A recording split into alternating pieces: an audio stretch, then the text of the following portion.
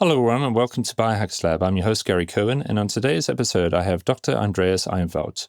Dr. Eenfeldt is a Swedish medical doctor who specializes in family medicine.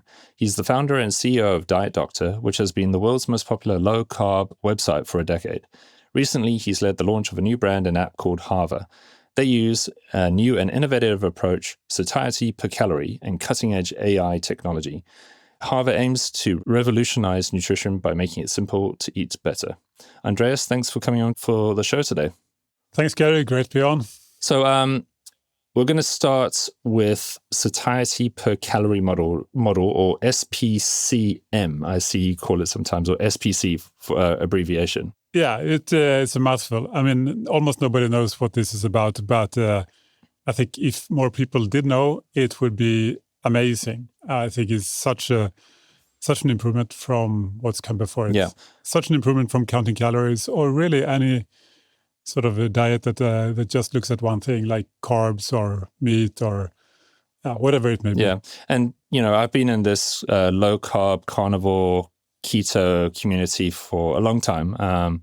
Even I remember Bulletproof Coffee days back in 2013-ish, I think it was, so been a lot of exploratory ways of eating. And that's why it's so interesting to see you on Twitter, how active you are to talk about it. And you've been in that low-carb community for so long yourself. So it's like when you say that stuff that was so long ago, that was like halfway, I guess. I'm so old now. I've been doing this for more than 20 years. Yeah. So I'm going to start with my first question is, what is the Satiety Per Calorie Model? How would you briefly explain that to someone? Yeah, you can think about what people know about now is drugs like Ozempic, right? These GLP-1-like drugs. So what that does is it makes you eat less. It just works in the brain to make you feel full and eat less. And what we're talking about here is doing that, but with a natural approach, with food. Like finding the foods that make you want to eat less. So instead of counting calories and restricting how much you eat and being hungry and miserable, it's about identifying what foods actually make you eat less and what foods make you eat more. And we kind of know what foods make you eat more. There are very, very interesting studies on this in the last few years, showing that ultra-processed foods in general tend to make people eat much, much more, like 500 calories extra per day, maybe as much as 1,000 calories extra per day, which is insane, right? And it kind of can explain the whole obesity epidemic just by that one thing. Ultra-processed foods make us eat more. And why do they do that? Is it an evil conspiracy? No, it's just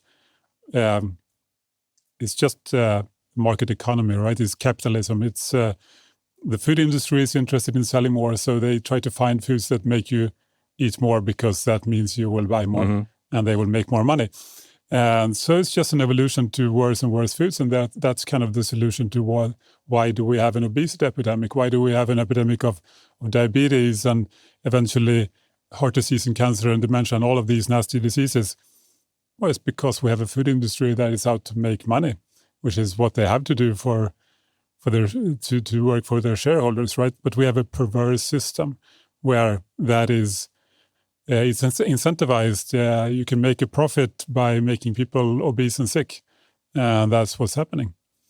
So back to the SPC model, what we're trying to do is just reverse engineer this, identify what is it that makes people eat more of these ultra-processed foods, and how can we do the opposite and find foods that make us eat less. If your goal is weight loss, for example, or reversing your diabetes, or getting off your blood pressure drugs, or avoiding dementia and stroke and heart disease and many cancers and all these things, or just being stronger and leaner, all of these things that people want. How do you achieve that? How do you find the foods that make that effortless and just automatic? And that's what it's about. And so, especially with your background, being the founder of DietDoctor, being low carb yourself for so long, I can see the conversations you've had on Twitter. I call it Twitter still, or X. Yeah. There's a lot of heated discussions, I guess. And how did you personally yourself go from your way, I believe you're still low carb way of eating? Yeah, I mean lowish. I eat less carbs than the average person by a lot, right? But I don't know if I'm allowed in the low carb club anymore because I'm perhaps not. I'm not that low anymore. But something in between ultra low carb and sort of the average person, somewhere halfway. So what was your sort of epiphany, your light bulb moment where you suddenly you did this shift from your way of eating to the satiety per calorie model? Yeah, it's been a long, gradual learning journey, I suppose. I mean, I got really into low carb versions of low carb diets, like I mentioned, more than 20 years ago, and then learning ever since. I think I've been quite a lot of the credit goes to Dr. Ted Nyman, who's taught me a lot of things over the years, focusing more on the role of protein and seeing that, hey, actually, in all of these studies that I've been reading about low-carb studies, all of the successful low-carb studies, people end up also eating more protein. It's like, okay, is it really about the carbs only? Well, then why is it that this seems to only work when protein is higher? And that was kind of the first step on that journey. And Dr. Nyman's PE model, which is about protein versus energy, is a really, really fascinating thing. And I mean, it's not his idea either from the beginning. It's something that's been going around for a number of years. This protein leverage hypothesis from among other researchers, Professors Robin Hubbard and Simpson. They've done a lot of key research in this area, showing that both for animals and for humans, the higher the protein percentage of your food, the less calories you tend to eat. So that's one powerful factor. And now we're back in like 5 years ago or something like that, trying to get into this. But then also seeing that, hey, this is not protein and energy. It's not all about that either. There are multiple factors. And again, these studies about ultra-processed foods have really brought this home, and studies by Kevin Hall and other people showing actually that it's not the ultra-processing per se necessarily. It's certain things that are common in ultra-processed foods, such as high energy density or hyperpalatability or low protein levels or low fiber levels.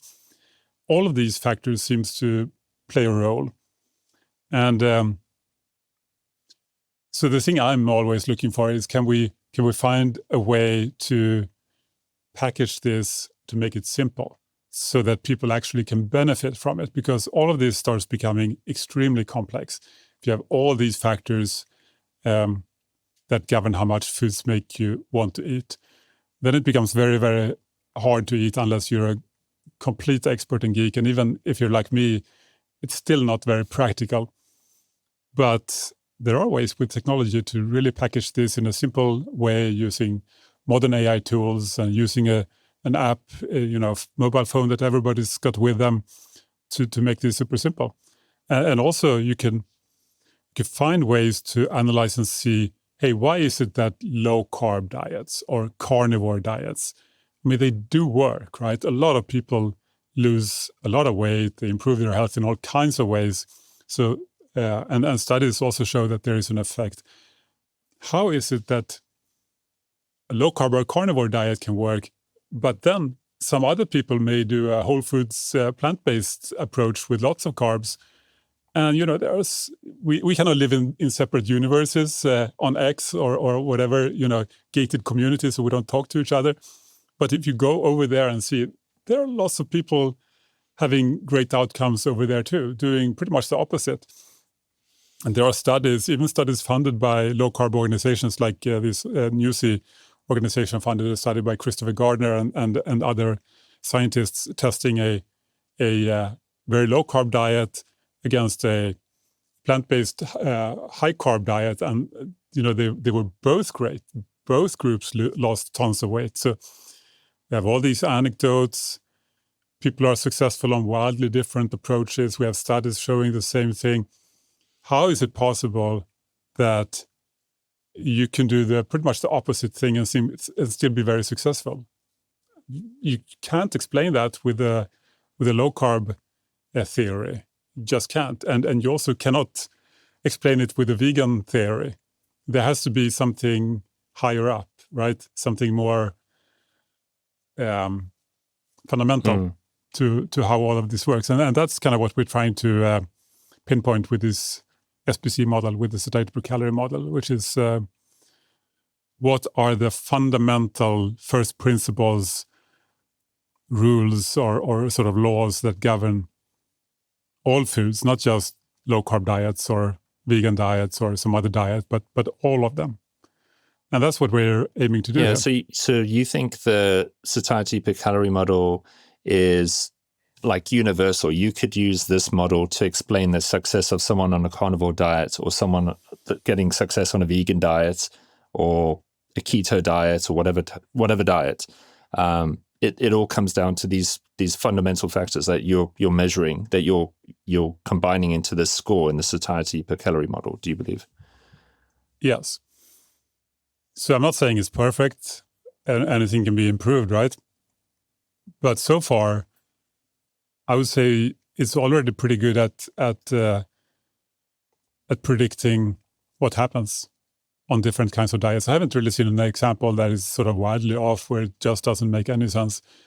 Pretty much can more or less explain everything I've seen. I think that's, again, probably why you get such interesting comments on X, because, as you said, maybe people want to defend or further, how would I say it, sort of validate why the way that they're eating must be the best way.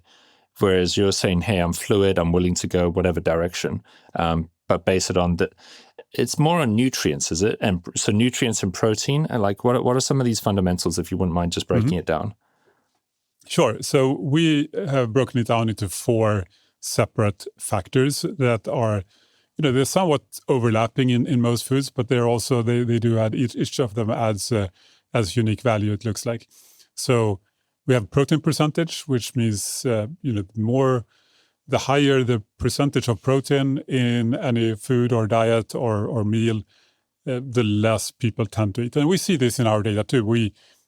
I'm sure we'll get to it later in the podcast, but we analyze data from 67,000 days of eating in our Hava app, and we see these.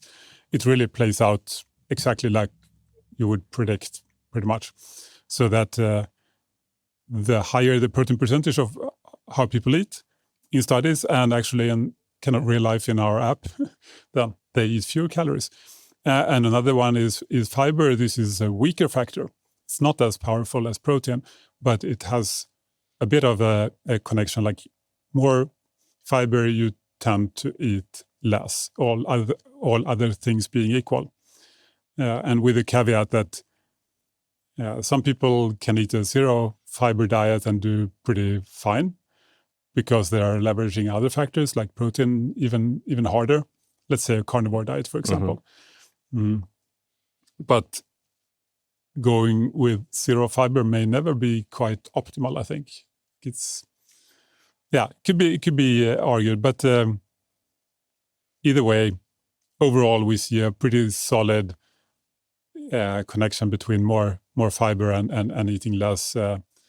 But so solid connection, but a little bit weaker than protein, for example. Another strong one is energy density. So more calories per weight of food is also something that drives people to eat more. And then finally, we have this hyperpalatability factor, or we call it the hedonic factor. It's kind of, we're talking about how addictive a food is.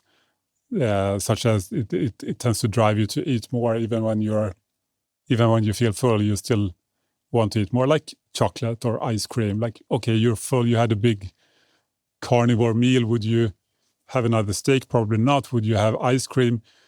Well, if you do eat ice cream, maybe you would, right? Yeah, whole tub. Yeah. So it's really interesting. And the fascinating thing about this hedonic score or this hyperpalatability thing is it's not one nutrient.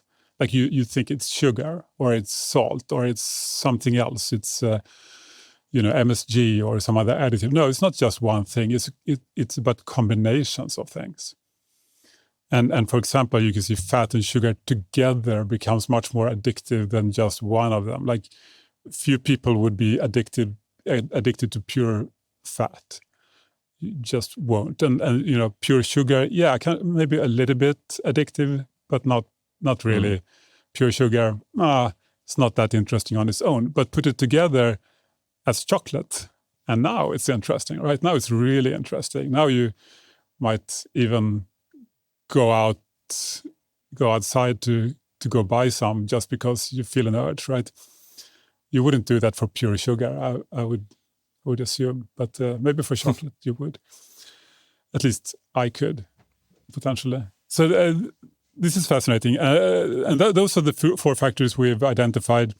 You could argue maybe there are a few others, like surface hardness or how fast you eat food, or there are various others that could also play a part, but they all seem to be somewhat overlapping with these ones we have, and the other ones, those potential other ones, are a little bit hard to tease out from a nutrition database. We don't really have that data. I suppose we could use AI in the future to estimate it, but and there are lots of improvements we could make to this, but I think we have a very good start.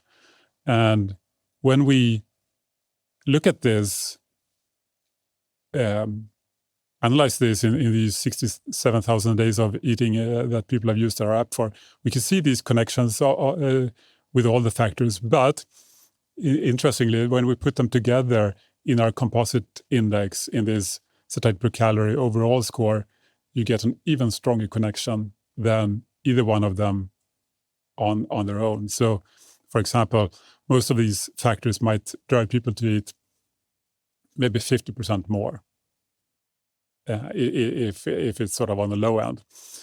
But when we do the composite index, it's almost 100%, meaning that people eating a day of low satiety per calorie they tend to eat on average almost twice as many calories as people on a very high satiety per calorie day. That's massive, right? And that's actually even a little bit stronger than what you see in these studies of ultra-processed foods, because arguably we push it to the extreme. We compare the absolute extremes here. Yeah. But it's not that far. So, I mean, studies show very big differences. And when we look at it, could possibly get an even bigger difference by really comparing the extremes. Yeah. So I guess also just one thing I want to touch on is, so with satiety, that's different to feeling full, is it? Or is it the same thing? Well, it's very close. I think a problem with the word satiety is that most people don't really know what it means. And it's like a difficult word. It's a mouthful. And maybe saying full is a simpler way and people understand it. But it's not exactly the same thing. Full could be just I'm full, but satiety means a bit more than that. It means you're kind of satisfied, you feel nourished, you feel you don't need to eat. Not just a feeling of I really stuffed myself, but more like I'm happy, content. I'm not really interested in food now. I can think of other things instead because food's not on my mind right now. Yeah, because give you one example. Where people tend to have like a main meal, a savory dish. And then they are like, oh, I'm full. I can't eat anymore. And then they'll bring the dessert menu out. And suddenly you're like, oh, yeah, I could have a big dessert right now. So you kind of like, were you really full? But now suddenly your brain is saying like, actually, now's dessert time. I want to eat this, Yeah, and it's interesting because those foods are generally extremely low in satiety per calorie.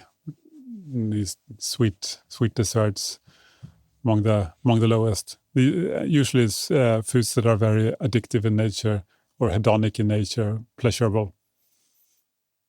Mostly just carbs and fat, very little protein. Yeah. So you said you found personally yourself, you have more protein now Is that correct? Yeah, I eat quite a bit more protein than I used to, and that makes it extremely easy, I think, to stay lean and strong. Yeah, because watching one of your talks at Low Carb Denver, you were also highlighting, say, like bodybuilders who have rice and protein. So they have rice and chicken, and they're just geared to eating all this protein, but they have all these carbs with it too. But then they just shred too. They can just get so lean behind that. And do you think then, so like a bodybuilder's diet, the rice, protein, and broccoli diet, is that high on the SPC model in the number? Yeah, very high. Lean proteins like chicken and broccoli are extremely high, and then of course they need a little bit of fuel to fuel themselves for all the gym sessions, and then they may need some rice too. But I think even bodybuilders, if they are really trying to shred down to be ultra lean to be on stage, probably they cut most of the rice for the last period as well. And then it's ultra high satiety per calorie, tons and tons and tons of protein. And I think that's not something that is perhaps enjoyable in the long term for anybody. But I do think that we can learn a lot from fitness people and bodybuilders when it comes to nutrition, because they have been experimenting for many decades, maybe 100 years, or close to it at least. How do you eat to become as strong and lean as humanly possible? And there's something very powerful about that experimentation. It's really the scientific method, right? You maybe experiment to try things, you come up with ideas. Maybe if I did this, maybe that's going to work. And then you try it and you do it, and it seems to work. Well, I'll do a little bit more of that, but a little bit different. I'll try to put up a hypothesis and figure out ways to get it even further. And then everybody who sees you successful, they just copy what you did, and then they try to refine on it themselves. And you have, thousands of people just trying to iterate and refine and test and see what's the most effective diet that makes humans strong and lean. Yeah. Like, don't you think we could learn something from that, from the results of those decades of experimentation? Yeah. Like, wouldn't there be people in the world who would benefit from knowing how to get leaner and stronger, who are not bodybuilders? Maybe you don't care about looking strong on stage, but maybe you're interested in reversing diabetes or just feeling fit or losing a few pounds. Why not learn from the people who are the true experts? I think we should.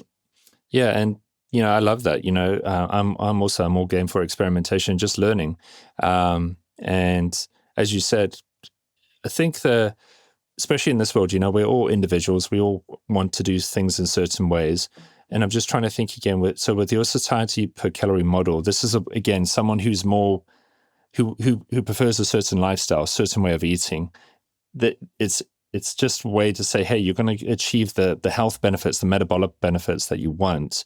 But actually, the one way your model would explain it is because you're actually so satiated with that particular way of eating that you're doing, which is similar, funny enough, to this opposite group who you think maybe isn't perfect, but they're also getting the same results. Because I'm trying to think, you probably, even in the bodybuilding world, it's interesting. I like watching a lot of fitness YouTube videos, and they're even within themselves, they're debating on certain things. Sure. So this is again why I'm so interested in your model, because of that scoring system. Yeah, well, to be clear, you don't have to eat like a bodybuilder. The interesting thing with this model is it potentially explains pretty much everything, right? And that means that whatever it is you're preferring to eat, whatever it is that you like to eat and habitually eat, you can start there. And using this model, using this app, this Hava app that we have, you could take a few pictures of what you're eating, and the AI will log the ingredients, and you will get suggestions for how to tweak what you eat. Like, how could you start where you are? Start with the foods that you eat, and then just see, if I had a little bit more of this food that I'm already eating and enjoying, then I would be more successful in my goals. And maybe if I have a little bit less of this food, that might be a problem which I didn't know before. But now the app is highlighting it for me, like this ingredient, this food is holding you back. And maybe you don't really care so much for it. Like you could absolutely easily cut back on it a little bit. So a little bit less of this thing you never really enjoyed anyways. And then some more of this food you're already eating and enjoying. And now you can be much more successful. For me, that is a really attractive way to go about this. Instead of saying, okay, clean out your cupboards and fridge, and buy new foods and use these recipes, and you can never eat any of those foods ever again. And now you're only going to be eating this. I think most people struggle to stick with that for the long term. Yeah, and that's definitely one of my ethos is if I do something today that's healthy, could I still do it when I'm 70, 80? It's, as you said, the sustainability, the longevity model to this too, that it's not just a quick fix, it's a long-term solution way of eating that people are talking about. Before we get back to the conversation, I want to let you know with this little ad break that if you're interested in downloading and using the Hava app for yourself, you can use the discount code BioHackers Lab at checkout, and you'll get a discount on your first payment. That's the code BioHackers Lab, which is BioHackerslab at checkout, and you get a discount on your payment. Now back to the conversation with Dr. Eenfeldt. We're coming up with this episode will go live in January, which is definitely a time when people are going to be trying lots of different ways to lose weight. How would you get someone started on Hava with the app to start losing weight for the month of January? I would just download the Hava app and then use it to take pictures of what I'm currently eating, and then just read what the AI suggests. Because in a few seconds, you will get all the ingredients and weights and everything of what the AI sees in the image. It's surprisingly accurate. It's not just image recognition. It's one of these leading large language models. So it kind of knows what's likely to be inside of foods. Even if you can't see it, it will predict what's most likely to be there based on how it's looking and what's commonly there. So that's pretty game-changing compared to the sort of image recognition logging that you could see a year or two ago. They were pretty much garbage, mostly, compared to what can be done now. So it's very interesting. Anyway, so just take pictures of what you eat. And then what we've done, which no other apps ever done that I've seen, is we have all this integrated with the AI coach so that the AI will instantly know what you ate. And then in a few seconds, you will have a little comment like, okay, great job logging, and this food was fantastic. However, maybe you should think next time, maybe cut back on this because, it's got low SBC or low protein, it's holding you back. Maybe switch it for this instead. And then you can learn and see. So I think that's the way to do it really in the future. Not try to throw all your foods out and start over with something completely different, but start where you are and then find what are the most effective tweaks you could do starting where you are. So what are some of the surprising moments that you've learned, even yourself, when you thought, hey, this thing is amazing with this food. I've always had it. As you said, I've probably always eaten this, but then when you put it through the app, it actually gives you some feedback. You're like, oh, I didn't quite realize that. Is there anything, any particular food type or dish that you've had one of those moments yourself or heard about? I mean, sure. Coming from a low-carb angle, I think there are many of those sort of learning experiences where, because low-carb works, low-carb's been proven, but it may not be optimal, and it's certainly not the only way to go about things. So the thing that most low-carbers may do that is suboptimal is perhaps adding a little bit, going a little bit too high on fats and sauces. And that, I think, can really hold you back. And I've learned to reduce that a little bit.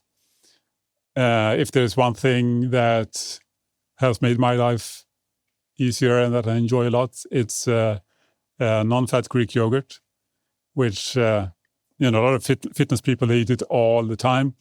But as a low-carber, I wasn't aware how awesome it can be.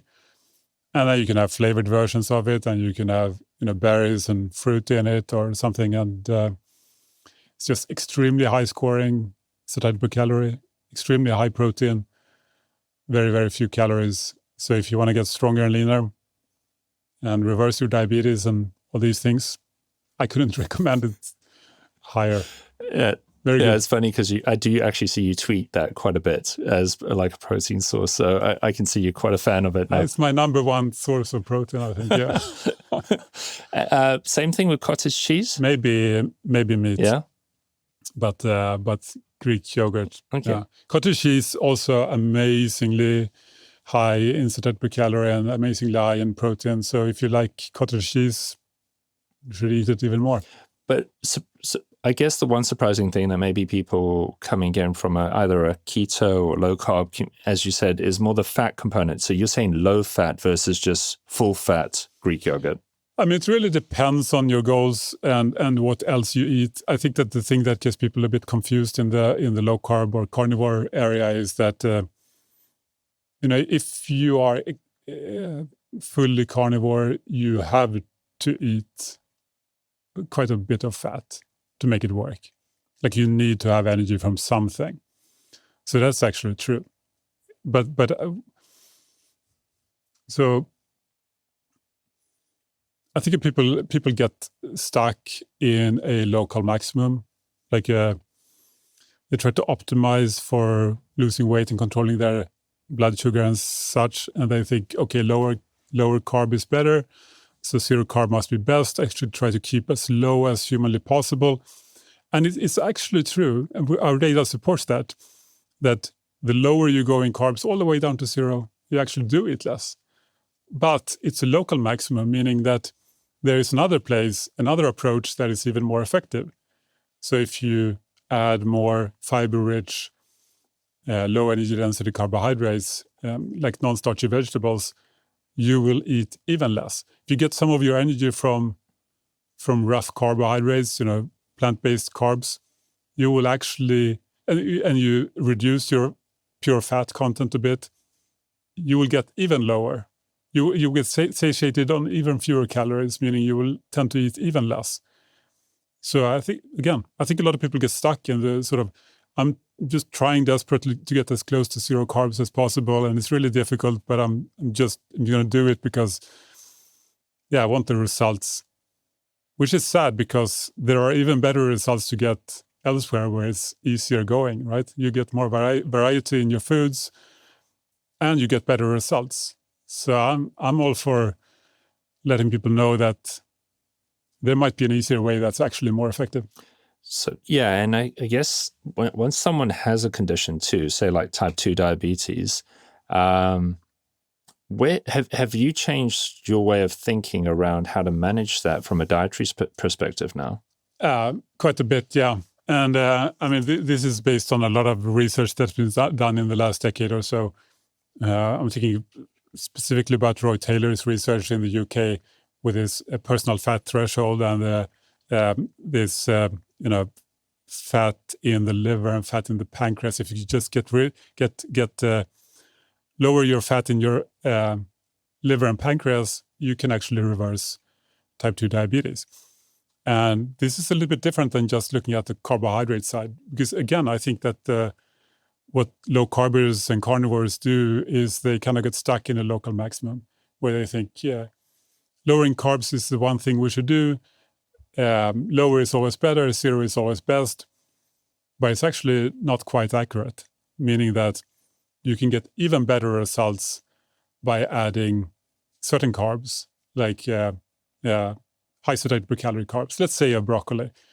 If you add a couple pounds of broccoli and then you remove a bunch of added fats, you will get even better results, even though the carbs are higher, because you're going to be satisfied with less calories, and that's going to reduce your fat stores in your body. Your visceral fat, your belly fat will shrink, and the fat in your liver and the fat in your pancreas will melt away, and boom, you may actually reverse your type 2 diabetes, and you may actually be able to to eat a little bit of carbohydrates and manage that. You don't have to stay at zero all the time, because now your insulin resistance is lower or even gone. So now you can handle carbs again.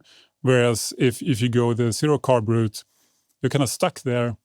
And as soon as you have a little bit of berries or fruit, your glucose is just going to shoot up through the roof. So you're only symptom-free in a way, best case.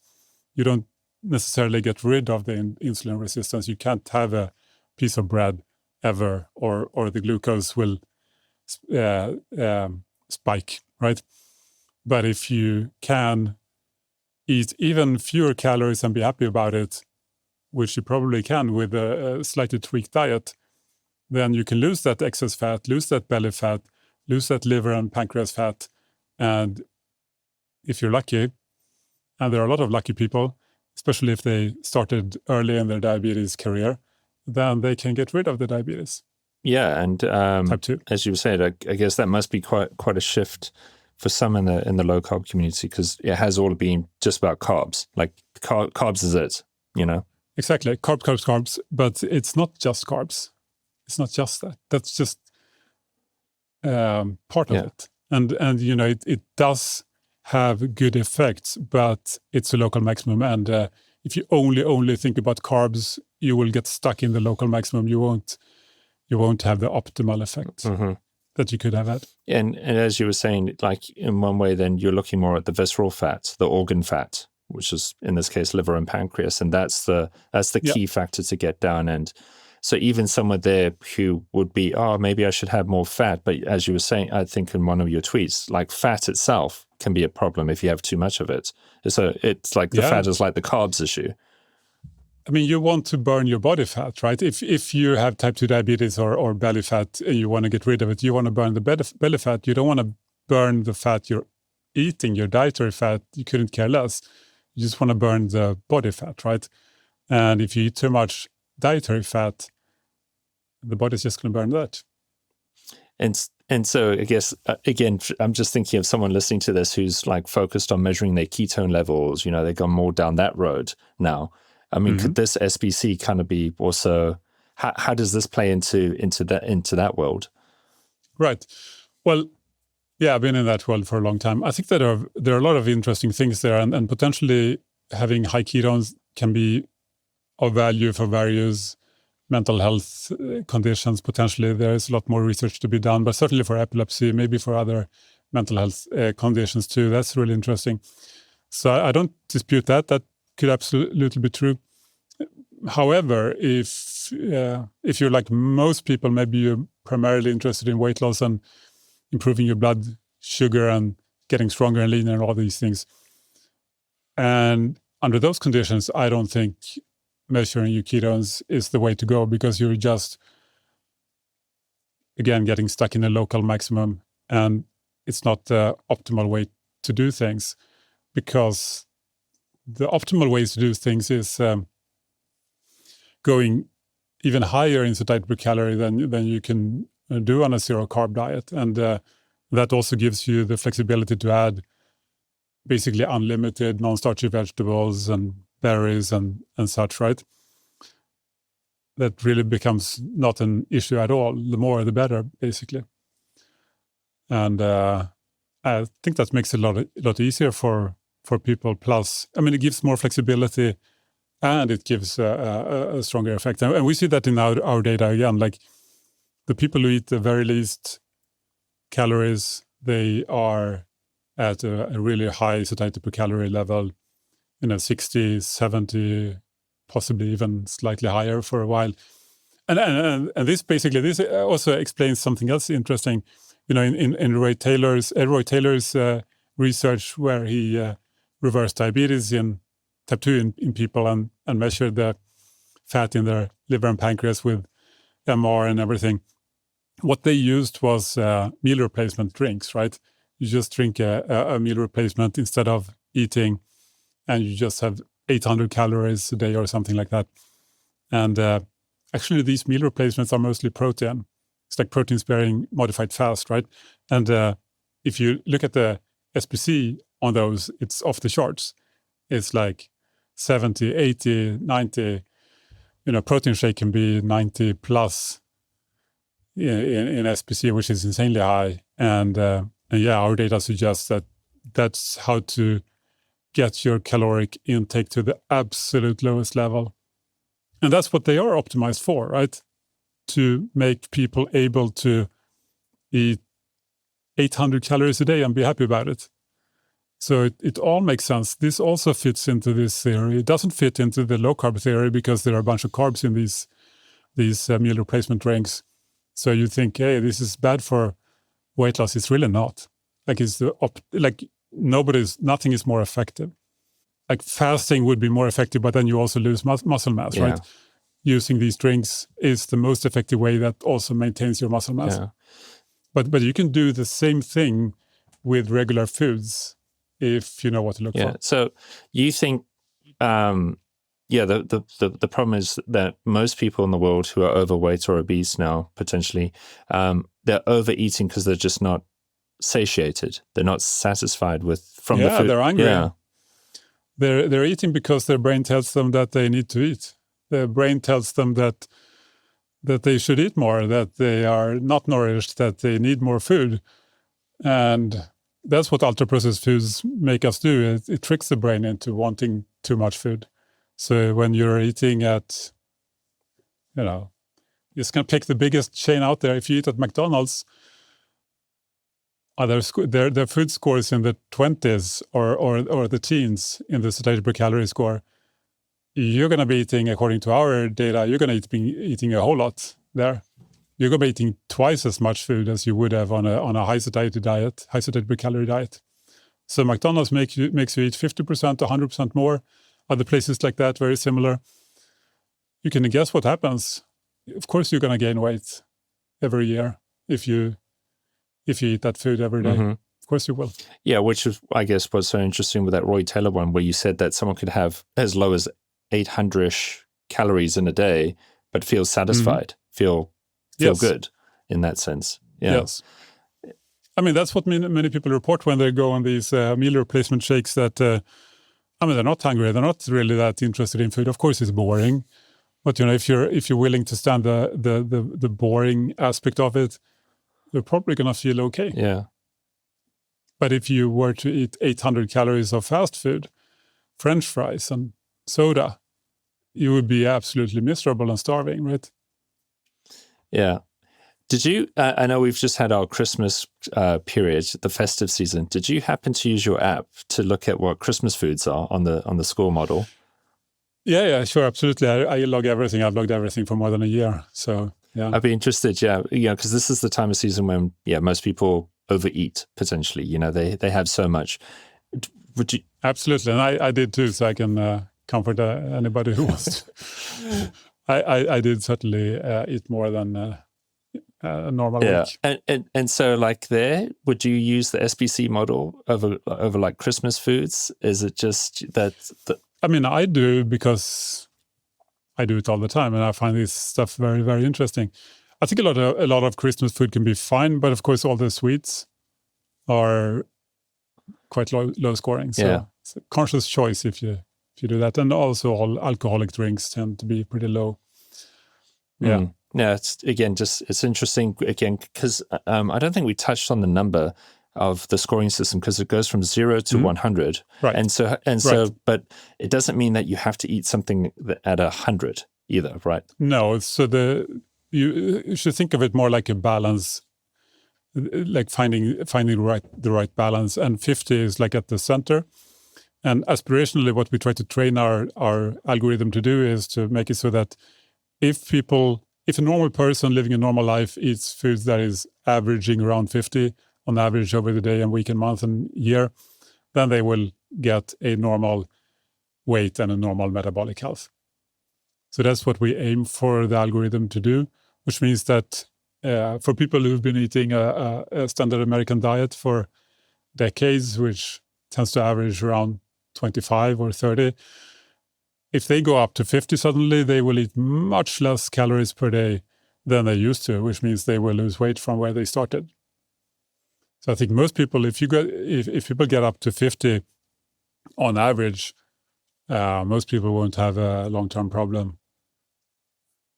But if you're an overachiever, then maybe pushing it to 60 or even 70 for a period could be effective. And if you go to the meal replacement stuff and protein shakes, well, that's 80s or 90s. That's not really recommended unless you have doctor supervision and a short-term thing, but that's extreme. Yeah, right? yeah. And I think what you touched on too around, I'll stick on the protein shakes here, because as you said, ultra-processed foods can be an issue, but then you have this category like protein shakes, which are processed foods, but they're not particularly an issue because of they're so high on the score. So they're nutrient dense, but you feel satisfied. It's not as if you're going to have so many of those shakes, because you just can't. It's too much. That's pretty boring. Yeah. But yeah, the point is it's not the ultra processing per se that is a problem.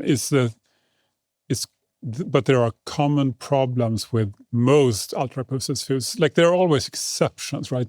And there are exceptions in both directions. So Ted Naiman tweeted this the other day that if you bake shortbread cookies at home, it's not considered ultra processed, but it's all sugar, flour, and butter. And it's an absolute disaster for your weight, even though it's not ultra-processed. And in the other direction, you have what you mentioned. You can have an ultra-processed protein shake with some weird additives you would never use at home, so it's classified as ultra-processed, but it can actually help you lose weight and maintain muscle mass. So there are exceptions. Probably like 80% of the time, ultra-processed food is bad and unprocessed food is good. Mm-hmm. But then there are the 20% of exceptions. And where did you get all the training data for all of these food types to come up with these numbers? Did you have to? Was there pre-existing data that you had to harvest from, or did you have to develop all of this data? So the algorithm is primarily based off of randomized controlled trials on humans with ad lib, meaning unlimited eating, eat as much or as little as you want, with different kinds of diets, and we try to, as well as possible, make our algorithm predict the outcomes of all those studies.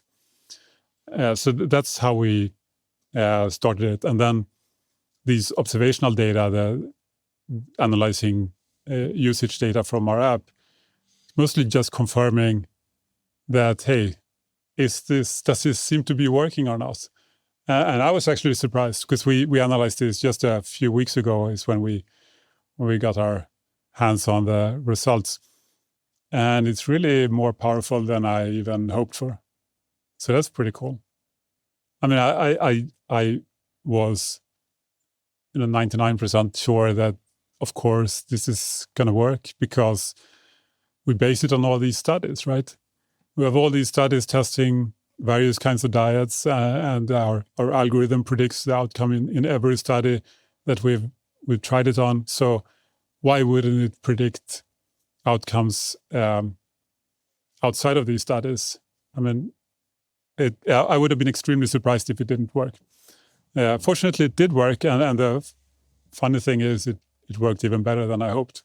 Well, that's good validation, So, because then that was the one question I hadn't asked you. Did you come up with this satiety per calorie model? Is this yours? Well, I mean, we discussed it with a lot of scientists, and Ted Naiman has been very intimately involved in actually creating the exact weights of these different factors and such. But I would say that the real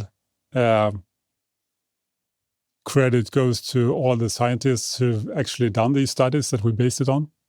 So we're kind of standing on the shoulders of giants, right? Mm-hmm. Without those published studies on all of these different kinds of diets, there would be no way for us to create something like this. So really, the way I see it is, we take this knowledge, all the best knowledge that is available in the published scientific literature, and now let's try to make it simple, right? How do you actually use that knowledge as a normal human being without having to read hundreds and hundreds of scientific studies? You just want, guidance. Is this food good or not? Mm-hmm. I don't want to read 100 studies to figure that out. I just want to have an answer. Is it good or not? And that's what we aim to provide with this Hava app, right? And not just is it good or not, but how good is it for your goals? And so we've talked a lot about calories. So definitely calories is the big base number then. So when we're talking about individualization, do you think each individual, like my calorie intake versus your calorie intake, how do we get that number to know? And does Hava app help us get to that, whatever that number is, that calorie number per day? No, we consciously do not.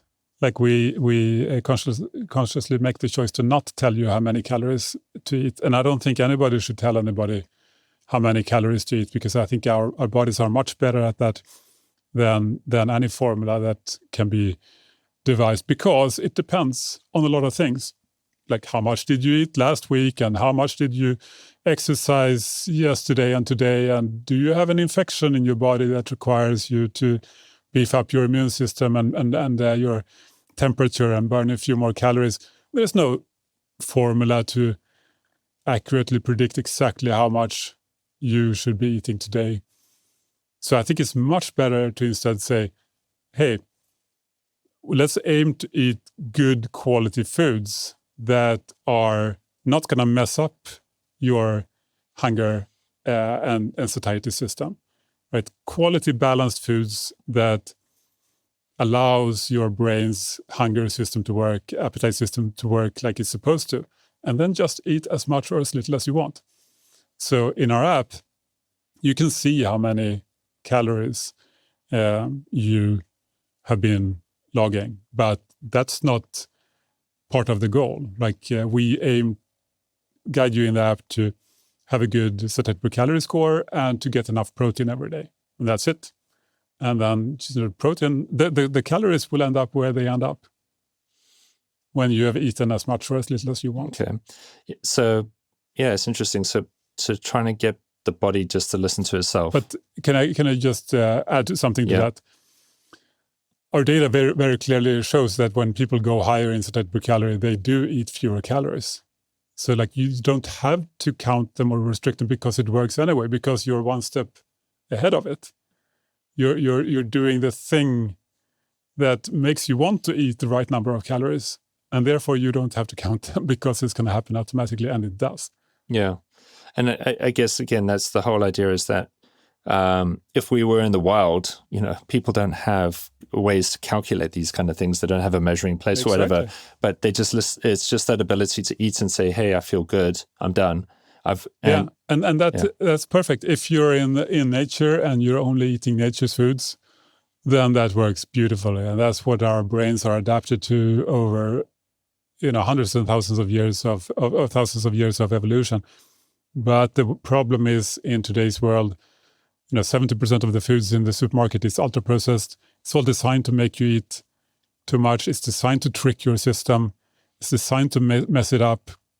And that's why we may need an app like this or something to help us figure out what to eat. Because if we do what most people do, is, eat whatever you feel like eating out of this selection of mostly ultra-processed foods, we know what's going to happen. 93% of the US population is metabolically suboptimal. Like they have signs of metabolic disease. Like they are overweight or obese, or they have high blood sugar, high blood pressure, poor cholesterol numbers, heart disease, all of that. 93% has at least one of those things. And if you look at people over 50 years of age, it's 97%. Means that virtually everybody gets into problems in this food environment. Mm. And therefore, we can't just trust our system because 97% fail in that case. We have to learn a few tricks in order for it to work. Oh, good. Meaning, what foods to eat and not eat. Yeah, good point again. This is the benefit of technology, as you said, and AI, and coming up with the models and the numbers to help give that guidance. So I'm really interested to see if people share online coming into January again now. Again, lots of different ways of eating, lots of different ways of dieting is what everyone tends to do January of every single year. And just if they could test using the Hava app to see like, okay, I'm either carnivore or I'm this or that, whatever this month, and actually then see what is their number just by day. And that is another beautiful thing. Like I said, you can start where you are. You can start with what you're eating, but that also includes, okay, so you're carnivore. Yeah, you can use the Hava app. It's great. Works great for that. Or you're a whole foods, plant-based person. That's what you eat. That works great for that too. I'm on a Mediterranean diet. Great, do that. I eat only fast food. Well, your scores are probably going to be low, but you can absolutely try to improve them using our app anyways. So yeah, you can do it with any diet or food preference. I can see, the one thing I thought about coming out, I see you have a community on X too, I believe, for people with the Hava app, is it? Did I see that correctly? But I could already start envisioning people coming up with recipes to come up with SPC numbers. Yeah, we'll make that a lot easier to do in that. But of course, people can do it already on social media. And wherever they want to publish. Yeah, so I was thinking, you're going to get a whole bunch of people who become, really good and come up with new ways, and then be able to give that, say, hey, if this is the way you want to eat, here's a high SBC number way of eating for that particular way. Sure. And you can also think any recipe that is low carb or carnivore or some other kind of approach that tends to work is probably going to score well. Yeah. So you don't have to throw out all your recipes. You can probably just maybe do a quick check to see which ones still hold up from that perspective. Maybe a few are less high. Like, for example, the thing I tweeted about this today, I think, bulletproof coffee, right? Having a lot of butter or MCT oil in your coffee was pretty popular 5 or 10 years ago. It doesn't score very high in satiety per calorie. And like some people say, okay, but I try that. I have this cup of coffee with a lot of fat in it. And then I feel satiated for hours after that. And my answer to that is, people drink black coffee in the morning and they can be satiated for hours. Coffee is pretty good. But that's hundreds of fewer calories for the same effect, pretty much. Yeah. Or a little bit of milk, if you prefer. That's what I do. Yeah. Again, I come from that era. I did all of that myself, and it's funny. I did too. It's so funny listening to this right now, just being like, when you were just saying that, it's exactly what it did to me. Just drinking liquefied butter, emulsified butter and MCT oil. I just didn't feel like eating so much because, but my wife tells me off too, because she's like, but the coffee itself stops you from wanting to eat, So is it? That's true. What is it? What's making you feel full? Yeah, I mean, you do get a bit of satiety, fullness from all that fat. Just it's a poor investment, if you will. Like you have to pay a lot of calories for that satiety, and you can get it much more easily. Like, for example, let's say you have a protein shake and a coffee instead. Now you had half as many calories, and you got 30 extra grams of protein, make you stronger, and probably you're going to feel satiated for a longer time with fewer calories and be stronger and fitter. Isn't that a good trade-off? I think for a lot of people it can be. Oh yeah, I'm definitely with you. I was actually surprised. I think you shared one of your daily screenshots of what you logged in one day, and I think some people were thinking like, "My God, how did you get 200 grams of protein in a day?" Yeah, I'm a big guy. I should say that 6'7", 202 centimeters. I'm a big guy. But yeah, I have 200 grams of protein most days. I do. Yeah. And how do I do it? Well, meat, eggs, and Greek yogurt, and occasionally a protein shake or a protein bar.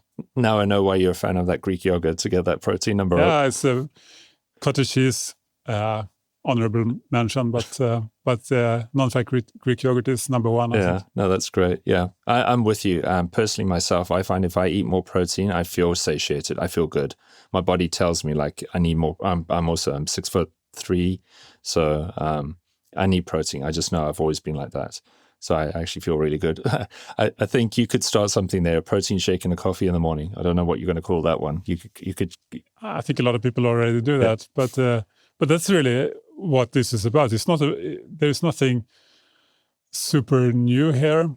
It's more about packaging all these insights and all this scientific knowledge into a simple package that actually is useful for people, that you can do in seconds instead of, hours and days. That's really that's what we did with DietDoctor back in the days for low carb. We tried to make it the simplest website and app in the world for low carb. And that's what we try to do with Hava in a more sort of flexible, agnostic approach that fits any food preference. Like the goal now, we spent quite a lot of time trying to see, okay, logging food is really effective for being accountable and knowing what you eat and learning and improving. But everybody hates it because it's just boring, horrible, takes several minutes, and it's miserable. You have to weigh all the ingredients and like everybody hates it. Okay, what can we do to make it fun and fast? And this new AI technology was a gift from the gods, right? Because now you can take a picture and get a relatively accurate, 80-90% accurate estimation of what's in it, and then you can easily tweak if you want to. You can tweak whatever wasn't quite right. So now we built a lock screen widget for the phone, so that if you just pick up your phone, you have a widget at the top, and you can just click it, and then you instantly get to the camera in the app. You take a picture, and then you can actually just put it down if you want to, and it will auto-save. So now it takes you 3 seconds to log a meal. That's pretty good compared to it used to be 3 minutes. 3 seconds. Okay, that's 60 times faster. Plus, if you log something, in a few seconds you get AI feedback on, what could you do better? What was great? What could be better? Now it's more interesting. So goal is really to make this as simple and fun as possible, and should take less than a minute a day. I think it's fair to say that you can easily do this in less than a minute a day now. Maybe even 10 seconds if you're pushing it. 10 seconds a day, 3 meals. It should be possible, but hard.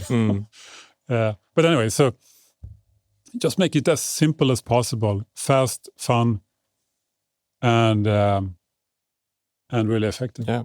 Well, I think you're definitely onto something, and this is why I was so interested to talk to you. I'm loving the back and forth conversations I see on Twitter. Yeah, I learned so much. I probably will keep going for quite some time. There's always going to be diet wars going on. Oh yeah. So I'll enjoy participating. Yeah, you're guaranteed with that. But I just want to say thank you so much for all the insights that you've shared today. I've found that I've learned more again myself. And that's just what I love doing, and being able to interview people like yourself to find out more. And I hope everyone else has enjoyed listening to this. And where can they get the Hava app then? How easy is it to get this? Well, it's very, very simple. So you search for it in the App Store, Hava, Hava. Then you download it and off you go. You can also go to our website. It's hava.co, hava.co. And they can find me on, people can find me on X, I suppose, Dr. E. That's where I hang out. Cool. Well, again, Andreas, thank you so much for your time today and all your insights, and looking forward to seeing where Hava ends up and the more we learn about the SBC model. Thanks, Gary. It was fun. Cool.